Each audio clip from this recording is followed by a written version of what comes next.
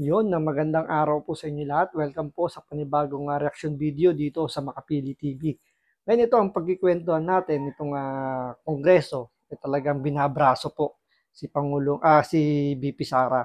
So, pinaiimbestigahan po nila ngayon at pinipilit nila yung Commission on Audit na maglabas ng report tungkol dun sa kung paano ba ginamit ni VP Sara yung kanyang confidential funds. Pero ang nangyari, tinabla sila ng COA. So bago natin simulan yung topic na yan, kung di ka pa nakasubscribe sa Makapili TV, baka pwede naman pakipindot po muna yung subscribe button. At the same time, palike na rin po ng video. Wala namang pong bayad yan. Kaya pindot na. So ito, panoorin natin itong balitang kung paano tinabla ng COA itong mga sip-sip na kongresista. Tumanggi ang Commission on Audit na isapubliko ang resulta ng kanilang audit report tungkol sa kontrobersyal na confidential funds ng Office of the Vice President at DepEd sa ilalim ni Vice President Sara Duterte. Isipin nyo yung confidential funds na yan, ang tagal na yan. Pag-upo pa lang ni VP Sara bilang Vice President, pag-upo pa lang ni Marcos bilang Presidente, yan yung yan yung pinaka naging maingay na naging issue, kinasangkutan ni VP Sara, yung confidential funds na nanggaling naman yung pondo galing sa Office of the President, tinransfer yan. So, in 11 days, naubos o ginastos ni VP Sara yung confidential funds dahil ano na yun kailangan ng magastos yung budget dahil patapos na yung taon. Kung hindi, baga masisita siya ng COA dahil nga meron siyang unused funds. So, siyempre, inilaan niya ni VP Sara sa mga proyekto niya. Kung hindi natin alam, kaya nga confidential So, yun yung hanggang ngayon, diyan nila pinuputakte si VP Sara yung confidential funds niya. Kaya ang mga mambabatas maghahain daw ng motion para ilabas ang COA findings. Nasa frontline ng balitang yan si Marian Enriquez.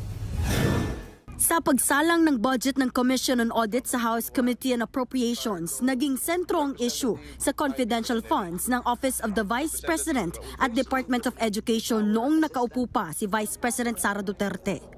Ayon sa COA, nakapagsumite na ng liquidation reports ang OVP at DepEd. Meron na rin daw audit findings ang ahensya. Yun nga lang, because of the nature po of the funds which is confidential, so ano po yun, hindi po namin madidisclose. Pero git ni ACT Teachers Party List Representative Franz Castro, interesado ang taong bayan kung paano ginastos ang pondo. Kaya interesado yung taong bayan o interesado kayong punahin lang o bahiran lang ng hindi maganda yung paggamit ng confidential funds. Dito, mabuti pa itong taga-COA, matatalino Di ba? Na alam nila, doon pa lang sa salitang confidential funds, sa nature pa lang ng salita, confidential, hindi nila pwedeng i-disclose. Pero pinipilit nitong mga kongresista na to na naturing ang mga mambabatas, hindi alam kung ano ibig sabihin ng confidential. At gagamitin pa yung taong bayan na sinasabi, curious sila kung saan ginamit ni VP Sara yung confidential funds niya. Ano naman, kitang-kita naman kung ano yung motibo nitong mga to na politika. Dahil nga yan yung utos sa kanila ni Tamba na birahin si VP Sara para, alam niyo yun, para sa susunod na presidential election, magkaroon sila ng edge. Maging lamang na sila, kumbaga magtanim na sila ngayon ng paninira para pagdating na 2028, aanihin na lang nila. Sigurado yan hanggang 2028 ang ibabato diyan kay VP Sara. Yung confidential funds na yan. Kahit na ito na nga, sinabi na nga ng COA na nakapag-sumite na ng audit reports yung kanilang opisina at meron na silang, kumbaga ayos na. Kumbaga naibigay na ng ni VP Sara lahat ng mga dokumento kailangan. At wala silang nakitang audit findings. Pero ayaw pa rin maniwala nitong mga sip-sip at talagang gusto nilang brasuhin itong COA para isa publiko yung audit report nila na which is mukhang mahihirapan sila dyan. Mukhang kailangan nilang kumuha ng court order muna bago maglabas ng report itong COA. Siyempre, kumbaga kailangan ng batas dyan dahil alam ko sa mga ganyang senaryo, talagang hindi yan basta-basta pwedeng ilabas. Kumbaga, hindi kasi sakop ng ng Freedom of Information, FOI bill na yan, yung Freedom of ano ba yun? Yung pwede mong makita pwede ka makahingi ng mga dokumento. Freedom of Information yata yun. Yung nga yung pinirmahan ni Pangulo Duterte. Yung nga lang, is under lang yun ng executive department lang. So, hindi sakop doon yung OBP. Dahil hiwalay siya sa executive. So, mukhang hindi yan magiging madali para sa mga kongresistang sipsip na makuha yung gusto nilang makuha kahit na maglabas pa sila ng memorandum o kahit ipasipina pa nila yan dahil kumbaga kailangan niya ng panibagong batas para lang mabigyan ng kumbaga mapagbigyan yung gusto nilang mangyari. Nagmosyon ng kongresista para ilabas ng COA ang mga hinihinging dokumento. May I therefore move, Madam Chair, to subpoena Dulces Tecum.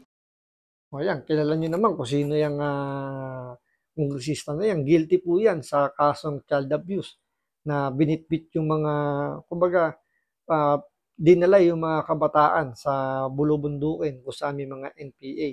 So, napatunayan po ng korte, yung guilty po sila. So, nandiyan pa rin po, nakaupo pa rin po dyan. So, mas paniniwalaan pa ba natin itong mga to na hinatulan na ng korte na guilty. Naturingan teacher to, kumbaga, sinamantala yung mga kahinaan ng mga minor de edad. Sabi po ng korte yun, guilty po ito. Ngayon, siyempre, dahil nga galit o nilabanan ni BP Sara yung mga NPA at sinasabi nga nila na ito mga sympathizer daw, gigil na gigil kay BP Sara kaya binabraso nila ngayon yung Office of the Vice President.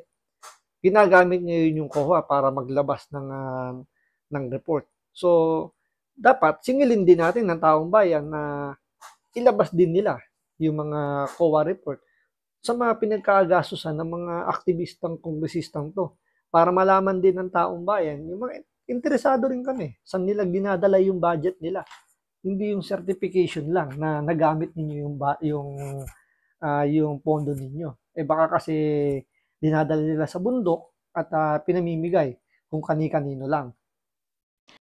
Be issued to COA for these AOMs or kung meron mang notice of disallowance or suspension issued to the Office of the Vice President and to the Office of the Department of Education. I so move, Madam Chair.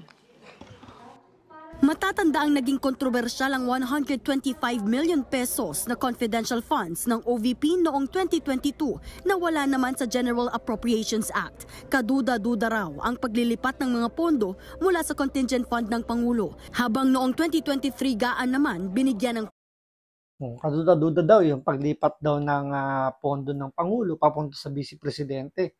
So, ibig sabihin mo ba, inutusan ni Vice President Sara Duterte si Bongbong Marcos na ilipat yung pondo? Diba? Isipin mo yun, Si BP Sara ba yung mag-uutos na ilipat sa kanya yung pondo na yun? Siyempre, ang naglagay nun, presidente. So kung ano mang reason yun, ang presidente lang nakakaalam. At yun na dapat tanungin, bakit inilipat ng presidente yung pondo na yun sa Office of the Vice President? 500 million pesos na confidential funds ang OVP. Sa parehong taon, pinaglaanan din ng 150 million pesos na confidential funds ang DepEd. Pero paulit-ulit nilinaw ng COA na hindi nila maaaring sabihin ang detalye ng audit findings. Dahil dyan, nagbabala si Gabriela Partiles Representative Arlene Brosas na i-defer o ipagpaliban muna ang budget hearing ng COA. Gusto po namin malaman. Diba? Tapos ngayon, nangiipitin nila yung budget. Diba? Yung gagamitin nilang panakot na iipitin namin yung budget yung budget niyo pag hindi niyo nilabas yung report na gusto nilang makuha. So, tingnan natin ngayon diyan kung itong COA matatakot nitong mga kongresista na to para sa budget. Kasi pwedeng talagang yan yung pinakamagiging sandata nitong mga kongresista na to dahil sila yung nagbibigay ng budget eh. So, doon nila pwedeng ipitin yung COA para makuha nila yung gusto nilang makuha. Di ba? Talaga kung ano ang pinagagastusan dito. And I'm sure very, very curious po ang lahat dito. Pero come 1 year, hindi pa natin malaman kung saan talaga ginasta. So, Madam Chair, I think we should defer this kung hindi nito. Hindi ba nila naiintindihan? Ibig sabihin ng confidential funds. Ha? Mga mambabatas kayo, hindi nyo alam ang ibig sabihin ng confidential. Ano bang klase mga mambabatas itong mga to? May ibibigay yung explanation sa atin. Sa huli, lumusot na rin sa komite at tinapos ang deliberasyon sa budget ng ahensya. Nagkomento naman si DepEd Secretary Sonny Ang. Di ang ending, wala din. Hindi nila napiga yung COA na ilabas kung ano yung gusto nilang makuwang sagot tungkol dun sa confidential funds. Kasi alam naman nila na hindi yan basta-basta pwedeng ilabas kasi nga walang batas. Unless kung yan ay galing sa executive branch na which is merong FOI bill. So pwede sila makahingi. Eh since wala nga, ayaw nilang aprobahan yung panahon ni Pangulong Duterte, ipinapasa yung freedom of information na yan, eh tinanggihan nila dahil nga masisilip sila. Malalaman kung saan nila ginagastos yung pera nila. Ito ngayon yung resulta. So hindi nila ngayon mapiga yung COA na maglabas ng report tungkol dyan sa confidential funds ni BP Sara. So, ang ending, ibinigay din nila yung budget na kailangan ng COA. So, pahiya itong mga sip-sip kay Tamba. So, maraming salamat sa panonood. Ingat po kayo lagi. God bless.